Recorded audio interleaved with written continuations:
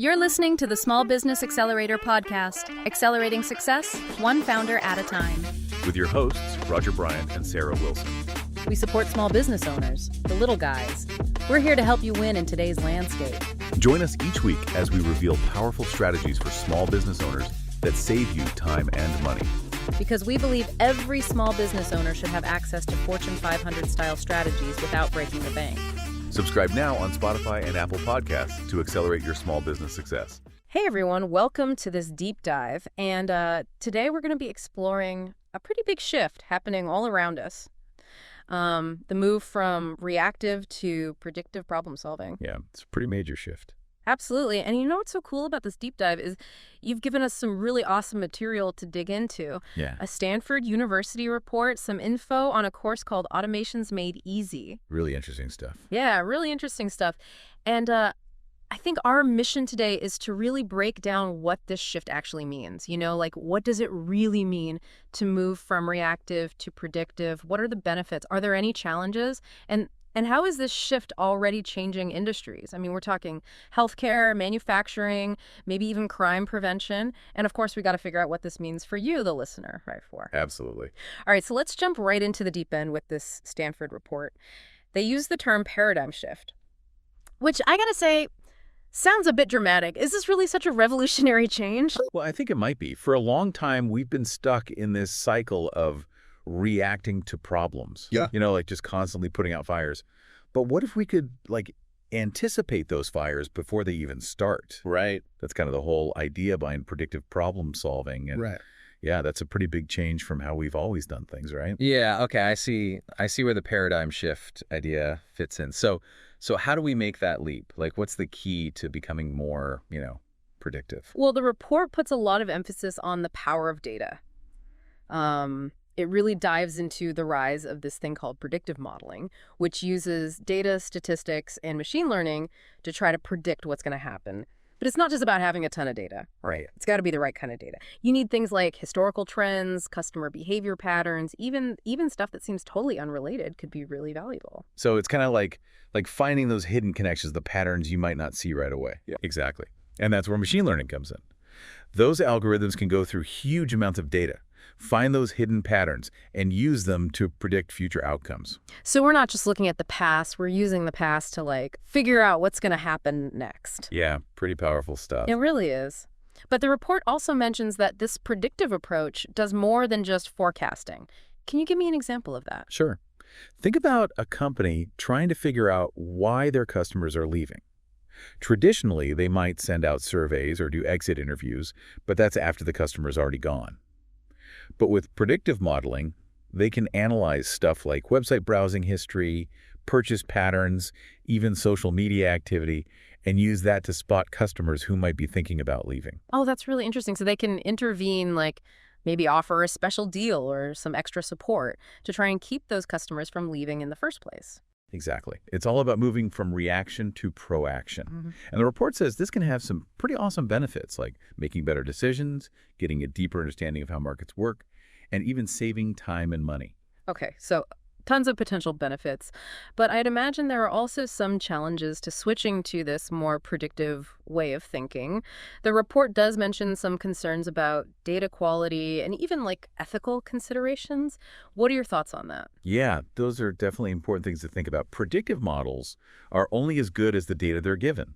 So if the data is incomplete, inaccurate, or biased, then the predictions are going to be flawed. And even with perfect data, you still have to consider the human element, right? Right. We got to think carefully about how these models are being used, make sure they're not making existing biases worse or creating new ones. So it's not just about the tech, it's about the responsibility that comes with using it. Now, you said earlier this shift to predictive thinking isn't just for companies and organizations, right? It can impact our personal lives too. Well, absolutely. Think about those parts of your life where you tend to be reactive. It Yeah. could be finances, your health, even your relationships. Are there patterns there? Mhm. Are there early warning signs you can learn to spot?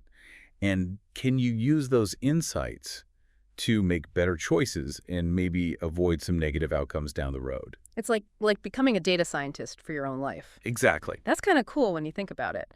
Now, we've been talking a lot about the Stanford report, but you also brought some info on this Automations Made Easy course.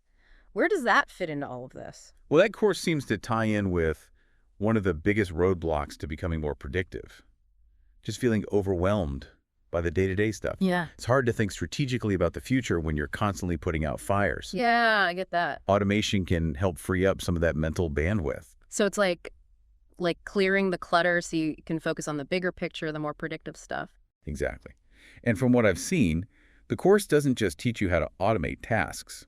It's about designing smarter systems that actually solve problems permanently, which is a big part of moving from reactive to predictive, right?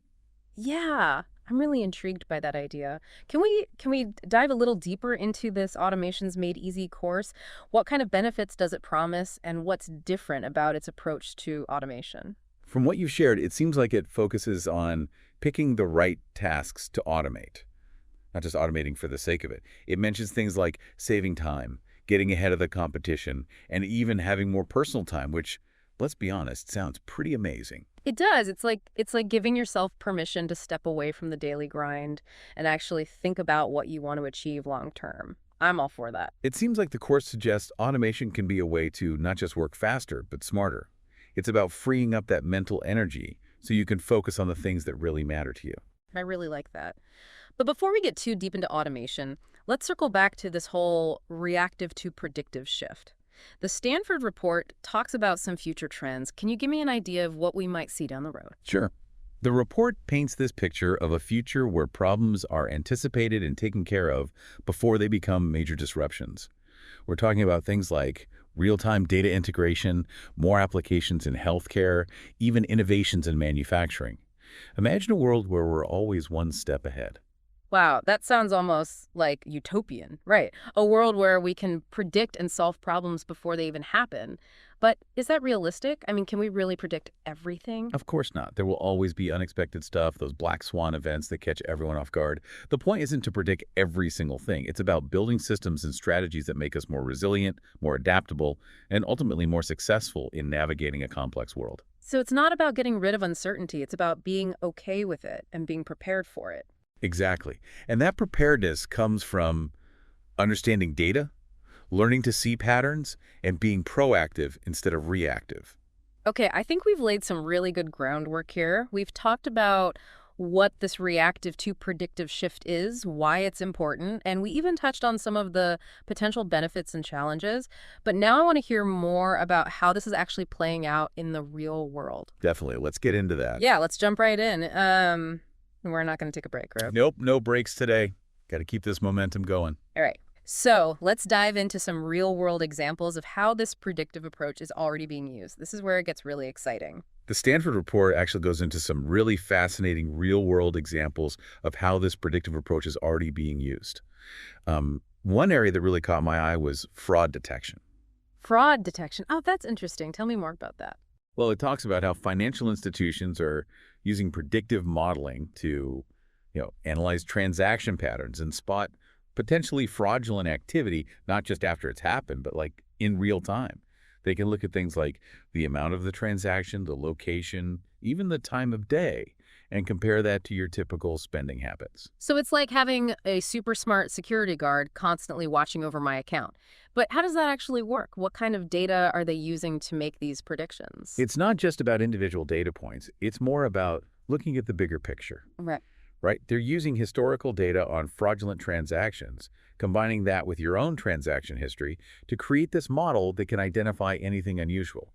So, for example, if you usually make small purchases locally, and then suddenly there's a big transaction attempt from another country, the system can flag that as potentially fraudulent. No. Okay, so instead of waiting for someone to report a stolen credit card, they can actually prevent the fraud from happening in the first place. That's a huge win for everyone involved. Exactly. And the report also highlights how this predictive approach is being used in customer retention, which is a big challenge for a lot of businesses. Customer retention. Yeah, we touched on that a bit earlier with the example of identifying customers who might be thinking about canceling their subscriptions. What else does the report say about that? It goes a bit deeper into the types of data they use to predict customer churn. Things like how often a customer interacts with a product or service, how they respond to marketing emails, even their sentiment, like what they're saying in online reviews or social media posts. So it's not just about what they're buying, it's about their overall interaction with the brand. Exactly. And the report emphasizes that the real power of this approach is not just identifying those at-risk customers, but using those insights to develop really personalized retention strategies. Oh, okay, I see where you're going with this. So instead of just blasting out generic "we miss you" emails, they can tailor their communication to address the specific concerns of each individual customer. Exactly. It's all about turning data into actionable insights. And this is where that automation idea comes back in. Imagine a system that not only identifies those at-risk customers, but can automatically trigger a personalized outreach campaign, maybe offering them a discount or highlighting features they haven't been using. That's a really cool connection. It's like a two-pronged approach, right? You're using predictive modeling to identify the problem and then automation to actually implement the solution. But what about industries beyond finance and customer service? The report mentioned healthcare and manufacturing. What's happening there? Let's start with healthcare. The report highlights how predictive analytics can identify patients who are at high risk of developing certain conditions, like diabetes or heart disease. That allows for early intervention and potentially better outcomes. That's amazing. I remember we talked about that briefly earlier, but I'd love to hear more details about how it actually works. Sure. So it involves analyzing a wide range of factors, things like family history, lifestyle choices, medical records, even genetic data sometimes. And by putting all this information into predictive models, healthcare providers can get a much clearer picture of a patient's overall risk. So it's not just about treating symptoms, it's about understanding the root causes of a disease and intervening before those conditions even develop. Exactly.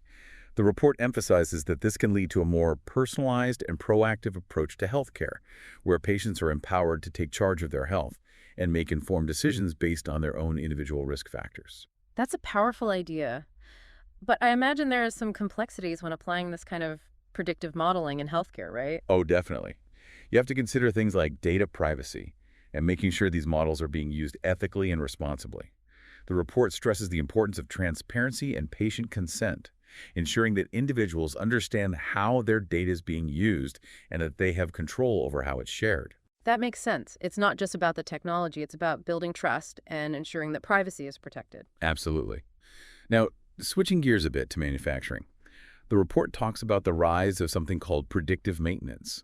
They're using sensors and data analysis to monitor how equipment is performing in real time and anticipate potential failures. Predictive maintenance, huh? Tell me more about that. What data are they using to predict when a machine might break down? Well, they're using sensors to gather information on things like temperature, vibration, pressure, even sound. This data is then fed into predictive models that can identify patterns that indicate a machine is starting to wear out or malfunction. So instead of waiting for a machine to break down and cause delays, they can proactively schedule maintenance and avoid those disruptions altogether. Exactly. And this not only saves money, but it also improves efficiency and safety. Think about a factory that can predict equipment failures. They can optimize production, minimize downtime, and even prevent accidents that could happen because of faulty machinery. Wow, that's incredible. We're seeing how this predictive approach is being applied across so many industries, from finance to healthcare to manufacturing. But what about us as individuals? How can we start using these principles in our own lives? What can we learn from these real-world examples? That's a great question. And actually, the Stanford report touches on that as well. It talks about developing a predictive mindset, a way of thinking that helps us anticipate challenges and opportunities so we can make more informed decisions. And that all starts with understanding data and recognizing the patterns that exist everywhere around us. So it's like becoming more attuned to the data points in our own lives, not just the big things like our finances or health, but even the seemingly small, insignificant stuff. You got it. It's about training ourselves to look for those subtle clues, those little warning signs that might indicate a problem brewing or an opportunity about to appear. That's a really interesting concept, but how do we actually do that? Where do we even start? Well, the Stanford report suggests starting with a simple question. What areas of my life tend to run in reactive mode? Is it my finances, my health, my relationships? Once you pinpoint those areas, you can begin to analyze the patterns there. Okay, so it's about stepping back and becoming more aware of our own behaviors and the patterns that shape our lives. But what happens once we've figured out those patterns? What's next? That's where the real work comes in. It's about developing strategies to break those negative patterns and create better ones. And that often means changing our behaviors, our habits, even our mindset. So it's not just about understanding the data, it's about taking action based on that understanding. Exactly. It's about becoming more proactive and intentional with our lives. Yeah. And that's where the Automations Made Easy course we mentioned earlier can be really helpful. It's not just about automating tasks, it's about freeing up mental space so we can focus on those bigger goals, on being more predictive with our decision-making. That's a really good point. Automation isn't just about efficiency, it's about empowerment. It's about creating space and time to think more strategically about our lives. Absolutely. And the report emphasizes that this shift from reactive to predictive isn't just about individuals. It's about how we approach problem solving as a society. That's an interesting thought. Can you expand on that a bit? How does this predictive approach work on a societal level? Well, think about the big challenges we face globally. Climate change, poverty, disease. These are complex problems that are all interconnected, and they require some innovative solutions. The report suggests that if we adopt this more predictive approach, we can start anticipating these challenges and developing strategies to lessen their impact. So it's about using data and forecasting to create a more sustainable future, a better future for everyone. Exactly. It's about thinking long-term, moving beyond those short-term fixes, and embracing a more holistic way of solving problems. This has been such a fascinating conversation, exploring the shift from reactive to predictive thinking. We've gone from the basic ideas to real-world examples, and even touched on the potential for individual and societal transformation. But I think it's time we bring this deep dive home and really focus on what it all means for our listener. Agreed. Let's shift our focus back to the individual and how they can actually use these principles to make a difference in their own lives. So we've talked a lot about this big shift, this move from reactive to predictive thinking. We've seen how it's playing out in different industries, even talked about its potential impact on society as a whole. But let's bring it all back to you, the listener. What does all of this mean for you in your everyday life? To me, it really comes down to empowerment. We've talked about the power of data, predictive modeling, and even automation. But the real goal is using those tools to give you more control over your own life. Okay, I like that, empowerment. But it's easy to feel overwhelmed by all this. Where do we even begin applying these ideas on a personal level? Well, the Stanford report suggests taking a step back. Start with some self-reflection. Think about the areas in your life where you tend to get stuck in that reactive mode. See your finances, your health, your relationships. Where do you see those repeating patterns of stress and frustration? So it's about noticing those patterns, those places where we're always putting out fires instead of, like, preventing them in the first place. Exactly. Once you've identified those patterns, you can start asking yourself some key questions. What are the warning signs? What triggers those reactive responses? What data points could help you anticipate these situations before they even happen? It's like we become detectives in our own lives, right? Searching for clues and patterns that might help us predict what's coming next. But let's say I've identified a pattern, like I always feel overwhelmed by deadlines at work. What's the next step? That's where that predictive thinking comes in. Instead of just reacting to each deadline with stress, you can start planning for those crunch times.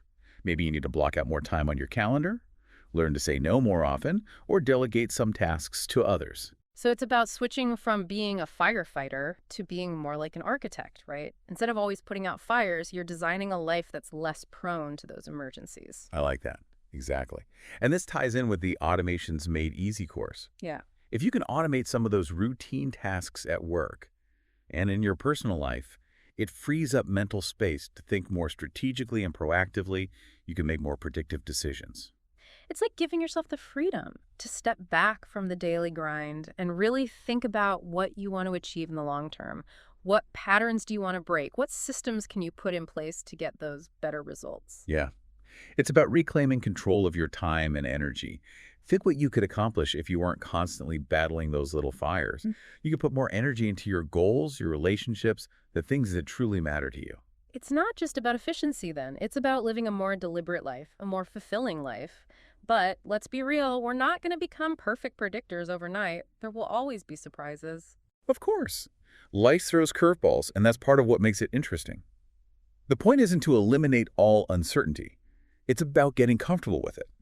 By developing this predictive mindset, we can build the flexibility and resilience to handle those challenges when they come up. So instead of being afraid of the unknown, we can embrace it, knowing we have the tools and strategies to deal with whatever comes our way. Right. And remember, this is a journey. It's not about reaching some finish line. Start small, experiment, Figure out what works best for you. The important thing is to keep learning, keep growing, and keep evolving. This has been an awesome deep dive. We've explored this whole idea of the shift from reactive to predictive, from how it's changing industries to how it can change our daily lives. But now it's your turn, listener. What's one area in your life where you can start applying these principles? What patterns can you see? What systems can you build? We challenge you to take what you've learned and put it into action. The future belongs to those who can see it coming. Thanks for joining us. Thanks for tuning in to the Small Business Accelerator podcast. We really hope today's strategies help you grow your business without breaking the bank. Don't forget to check the show notes for links to resources we've handpicked for small business success. If you found value in today's episode, it would make our day if you subscribed to the podcast and left us a review. You can find us on Spotify, Apple Podcasts, or wherever you get your podcasts. And stay tuned for our next episode. Next time, we'll reveal yet another game-changing strategy that's revolutionizing how small businesses on a shoestring budget take on giant corporations and accelerate their success. Until then, keep accelerating your success. This is Sarah Wilson. And Roger Bryant, signing off.